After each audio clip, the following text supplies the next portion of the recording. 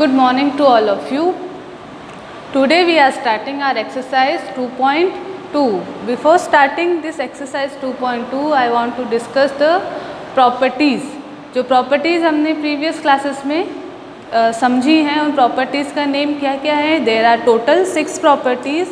Number 1 closure property, number 2 commutative property, number 3 associative property, number 4 distributive property, that's the important property, number 5 additive identity, and number 6 multiplicative identity. ये सारी properties हमने उसमें लिखी है और with example solve करी है. अब उस प्रॉपर्टी, उन सभी प्रॉपर्टीज़ के बेसिस पे जो है हमको एक्सरसाइज 2.2 सॉल्व करनी है. लेकिन यहाँ पर आपको किसी भी प्रॉपर्टी का नेम नहीं दे रखा है. किसी भी क्वेश्चन में आपको प्रॉपर्टी का नेम नहीं दे रखा है. आपको वो प्रॉपर्टी खुद वहाँ पे देखनी है और उसको फाइंड आउट करना है कि वो प्रॉपर्टी वहाँ है या नहीं. तो यहाँ पर फर्स्ट क्वेश्चन आपका लिखा हुआ है. Question number 1 is find the sum by suitable rearrangement. Now what is suitable rearrangement? क्या होता है suitable rearrangement? Suitable rearrangement का मतलब होता है which minimize our calculation. जो हमारी कैलकुलेशन को कम कर दे, ऐसे कुछ स्टेप हमें मिल जाए, उसको कहेंगे हम suitable rearrangement. तो यहाँ पर suitable rearrangement के लिए 3 नंबर हैं हमारे पास. सूटेबल रीअरेंजमेंट करना है यानी ऐसे नंबर्स को ऐड करना जिससे हमारी कैलकुलेशन मिनिमाइज हो जाए. तो अगर आप 837 एंड 208 को ऐड करेंगे तो क्या यहाँ पे हमारी जो कैलकुलेशन हुई वो कम हुई क्या? ये तो वही कैलकुलेशन हो गई जो हम नॉर्मली करते हैं, इसमें मिनिमाइज तो कुछ हुआ ही नहीं.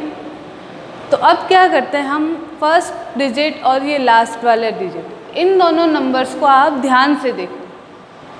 इन दोनों ही नंबर्स को अगर आप ऐड करोगे तो हमारे पास आंसर आएगा 1200. 1200 यानी पीछे आ गए हमारे पास 0. 1200 में पीछे 0 ही होते हैं, 2 zeros. फिर इसके अंदर हमको 208 ही ऐड करना है, तो वो डायरेक्ट हम लिख सकते हैं ऐड करके 1408. ये सिंपल हो गया ना. कैलकुलेशन मिनिमाइज हुई या नहीं? अब आपको करना क्या है इन क्वेश्चंस में, ये ध्यान से सुनो. आपको 2 ऐसे नंबर ऐड करने हैं.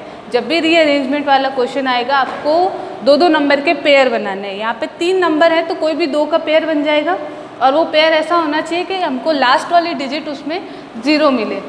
क्योंकि 0 मिलने से क्या होता है, जैसे अगर मैं आपसे कहूँ कि 114 में आप 12 ऐड करो तो it will be a little difficult for you. थोड़ा सा आपको इसमें सोचना पड़ेगा, वापस चेक करना पड़ेगा. लेकिन अगर मैं आपसे डायरेक्ट कहूँ 100 में 12 ऐड करूँ तो आप बिना ज़्यादा कैलकुलेशन किए डायरेक्ट 112 आंसर लिखेंगे. यही रीज़न है यहाँ पे सूटेबल रीअरेंजमेंट कराने का, जिससे क्या होता है हमारी कैलकुलेशन जो है वो रिड्यूस हो जाए. तो यहाँ पर इस नंबर को और इस नंबर को आप ध्यान से देखो. जिसका भी पेयर आप कर रहे हो, आपको क्या करना है, क्वेश्चन में उसको अंडरलाइन कर देना, जिससे आप सॉल्यूशन करते वक्त आपको याद आए कि हाँ मुझे इन दोनों को ऐड करना है और मैंने इन दोनों को ऐड किया है. अगर हम फर्स्ट स्टेप में 837 प्लस 363 करेंगे तो इसको ब्रैकेट में लिख लेते हैं कि हम भाई पहले इसको ऐड कर रहे हैं. लास्ट में जो बच गया है 208, उसको एडिशन के साइन के साथ वापस लिख दिया 208. Now 837 plus 363. अब आप अगर इस नंबर को खुद ऐड करके देखेंगे तो आंसर आएगा 1200. जब आप 1200 में 200 ऐड करेंगे तो सिंपली आपका आंसर हो जाएगा 1408. तो हुई ना हमारी कैलकुलेशन मिनिमाइज. अगर हम डायरेक्टली ऐड करते तो हमें इससे ज़्यादा टाइम लगता, लेकिन अभी हमने इसको फटाफट सॉल्व कर दिया. इसी तरीके से बी पार्ट. अब इसमें 4 है, टोटल 4 नंबर है, तो कोई भी 2-2 के पेयर बना लो. 2 इसको ऐड कर दिया, 2 इनको अलग अलग ऐड कर दिया, फिर उसके आंसर को ऐड कर दिया. अब इसमें भी अरेंजमेंट में आपको ध्यान ये रखना है कि पीछे जो हमारी डिजिट आए वो 0 वाली है. मतलब लास्ट वाले डिजिट के ऊपर आप फोकस करो. यहाँ पे कितना है 2. अगर आप इसमें ये नंबर ऐड करोगे तो इस 2 के साथ कौन ऐड होगा 3. 2 + 3 5 हो जाएगा. 0 नहीं आया कहीं और ट्राई कर लेते हैं। तो अब इस 1962 में आप ये वाला नंबर ऐड करके देखो। जब आप 2 और 8 ऐड करोगे तो क्या हो जाएगा, 10 हो जाएगा, यानी ये इसके सूटेबल लग रहा है। तो मैं इनको अलग से पहले लिख लेती हूँ, 1962 1538, इनका तो पेयर अप हो गया इन दोनों का। अब जो दो पीछे बचे हुए हैं उनका भी पेयर अप अच्छे से हो रहा है। आप देखिए यहाँ पे 3 है, यहाँ पे 7 है, 7 and 3, 7 + 3 10 हो जाता है। मतलब अगर हम ऐड करेंगे तो उससे भी हमको पीछे 0 मिल जाएगा। तो एक तो ये पेयर हुआ, दूसरा जो दोनों बच गए हैं उनका पेयर हो गया 453, 453 + 647। अब इन नंबर को ऐड करते हैं। जब आप इन दोनों को ऐड करोगे तो आंसर क्या आएगा, ये एडिशन आप खुद भी करके देख सकते हैं अपने नोटबुक में, सिंपल एडिशन है। इससे आएगा 3500 प्लस इन दोनों को ऐड करोगे तो कितना आएगा, इनका एडिशन में करके दिखा दो। 7 + 3 10 कैरी ओवर 1, ये 5 और ये 5 10 कैरी ओवर 1, 6 + 4 6 + 4 हो गए 10, कैरी ओवर जो 1 था उसका ये, तो आंसर आया 1100। अब इन दोनों का सम करना है, सिंपल 4600 हो गया ये सॉल्व। अब इसके बाद है सेकंड क्वेश्चन, बिल्कुल सेम क्वेश्चन है ये कि ये चीज़ इसमें भी फॉलो करनी है, बस अब यहाँ पे एडिशन की जगह क्या है, product means multiplication. So find the product by suitable rearrangement. यहाँ पे भी सूटेबल रीअरेंजमेंट है। सूटेबल रीअरेंजमेंट का मतलब हो गया विच मिनिमाइज आर कैलकुलेशन, जो भी हमारी कैलकुलेशन मिनिमाइज करेगा वो हमारे लिए सूटेबल रीअरेंजमेंट है। यहाँ पर आप ध्यान से देखिए, किन दो नंबर्स को पहले मल्टीप्लाई कर लूँ कि मुझे एंड वाली डिजिट 0 मिल जाए। पता चल गया होगा आपको कि अगर हम 2 और 50 का मल्टीप्लाई कर लेंगे तो 50 2s 100, फिर 100 × 1768, इट इज़ ईजी। तो सबसे पहले यही करेंगे, 2 × 50 × 1768, ये मैंने यहाँ लिख दिया है। अब इनका कैलकुलेशन भी कर लेते हैं। ये फर्स्ट स्टेप है, सेकंड स्टेप में इन दोनों का मल्टीप्लाई, तो ये 100, और जब हम ये मल्टीप्लाई करते हैं तो 6 8, सिंपली आंसर आ जाता है। कॉमा लगा देते हैं। अब आंसर आया है 1,76,800। नाउ सेकेंड क्वेश्चन में भी आपको दिख गया होगा, 4 and 25 मल्टीप्लाई करेंगे तो 100 आ जाएगा। तो 4 × 25 एंड 166 साइड में रखा ही है, 100 × 166 and okay. Now these two numbers, 8 × 125 × 291, जब आप 8 का मल्टीप्लाई 125 से करते हैं तो आंसर आता है 1000 मल्टीप्लाई बाय 291। अब इन दोनों का मल्टीप्लाई करना है, मीन्स हमको क्या 0 ही तो पुटअप करना है। ये हमने 0 पुट कर दिए, आंसर आया 2,91,000। It is very simple. Now in D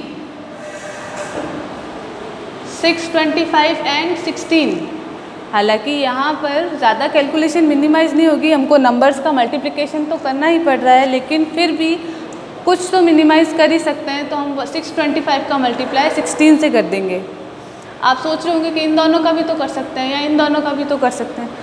इन दोनों का तो कर ही नहीं सकते, क्योंकि इन दोनों का मल्टीप्लिकेशन मीन्स यहाँ 3 नंबर है, यहाँ 3 नंबर है। इन दोनों का मल्टीप्लाई करेंगे तो काफ़ी लॉन्ग आंसर आएगा। इन दोनों का करेंगे फिर भी पीछे 0 नहीं मिलेगा हमको। कर तो लेंगे, मल्टीप्लाई तो ईजी होगा, पर पीछे 0 नहीं आएगा, बिकॉज 6 × 9 होगा, 6 × 9 = 54, पीछे 4 आ गया, आंसर आया नहीं।